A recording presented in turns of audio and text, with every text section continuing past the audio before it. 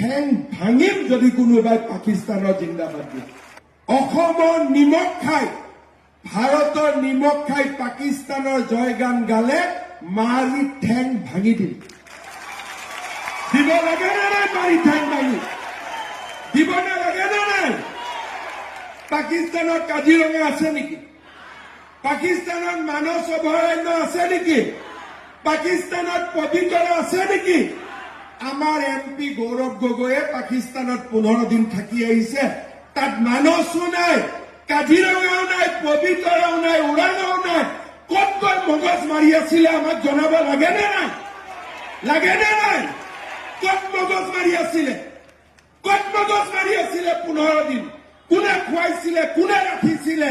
ক'ত গৈছিলে? অসমৰ ৰাইজৰ জনাৰ অধিকাৰ আছে নে নাই? কোনোবাই কয় পাকিস্তানত যোৱাটো ভুল নহয়। পাকিস্তানত যাব লাগে। আৰু যাব পৃথিৱীত জেগা নাই। আমেৰিকা নাই, ইংলেণ্ড নাই, ভূটান নাই, কাজিৰঙা নাই, পবিতৰা নাই। যাবৰ কাৰণে বিচাৰি পায় পাকিস্তান।